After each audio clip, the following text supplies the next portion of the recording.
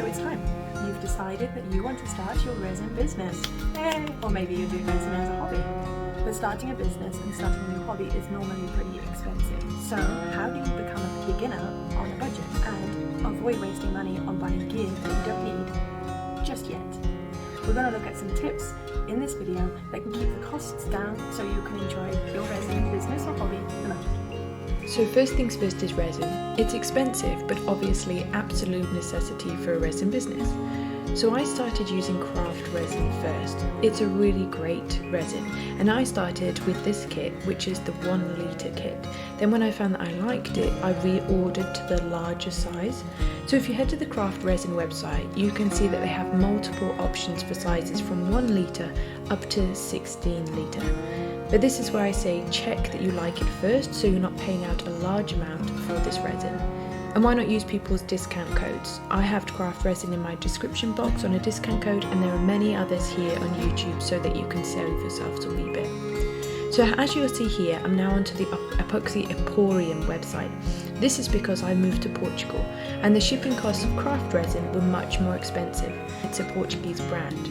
The resin is good and it suits the warmer temperatures here, but it also has much cheaper shipping costs.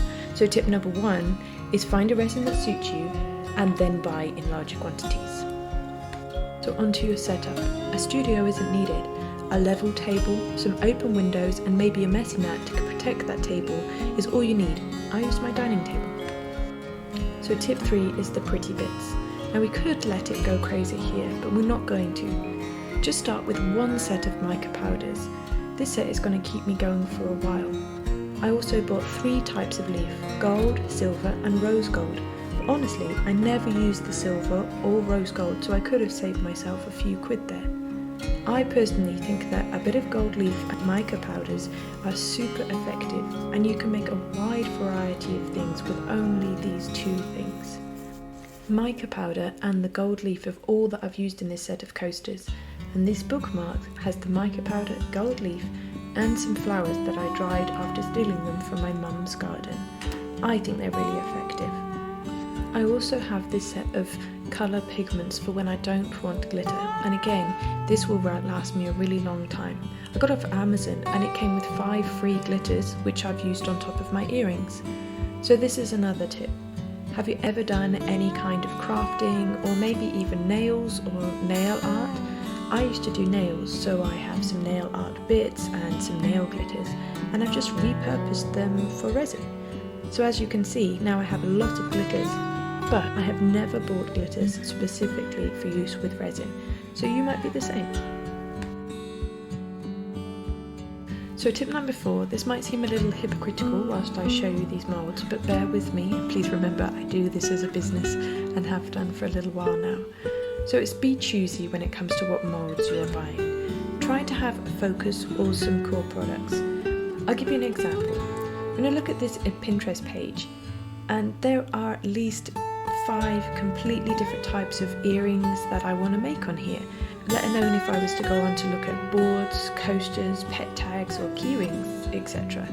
That's at least 5 different types of moulds or bezel shapes or flowers, so it's all adding up. But if we look at just this one mould here, it's just circles. But what can I do with it? These 3 sets of earrings look completely different to me, but they all come from the same mould. The other thing you can do to cap how much you spend on things like moulds is what I did here. I wanted this mould for a while, so I set myself an earning goal, and when I reached it, I could buy it. Or if you're bored of moulds, do you have a friend who also does resin? Could you do a mould swap, just so you can keep things interesting without the expense? Or you could buy moulds like this one. It has multiple completely different designs on it to make sure that you get the most bang for your buck. The same with this one. Think of how many different sets of earrings you can get from this one mould, so you save time and effort, but also money working with moulds like this. Tip number 5 is reuse. I know some things we have to get rid of, but other things we can clean and wash again. For example, with the different pots that we use, some of them can be used again and again and again, and others are one time only. So think about your investment in the first place. Do you want to reuse, and they might be more expensive, or go for the cheaper option but you're having to constantly replace them. Also, with your wooden spatulas, you can clean them again and again with your alcohol and your spray. It just takes a little cleaning of them and you can use them again and again and save yourself a fortune.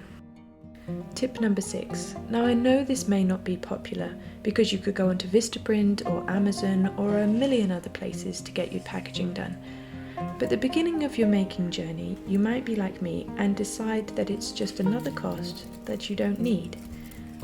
I get that it takes time to make your own, but if, like me, you like crafting anyway, then the time doesn't really come into it. I buy a piece of card for 75 cents. I have a stamp and an ink, and I can make over 70 earring backings from that card. The stamp I use is for my earrings, for my bookmark backs, as well as for any bags and labels. I also make my own tassels. Again, yes, it's time. But if you're sat at a market or in a shop to sell your things, as I am, just take it with me so it's not a waste of time. So tip number 7. It can be super hard to get the exact amount of resin that you need, but my advice is always to just use up those last bits. Sometimes I have enough left over only to make one earring, and I'll still make it. I add it to this drawer and I will make the matching earring at a later date. There is no need to waste resin if you have a small mould to hand. So there you go. Do you guys have any other tips of how to save money when you're starting your resin business? If you do, please leave your tips below so we can all benefit. And now that you're all set up, why not watch my latest video on how to make your first pair of earrings?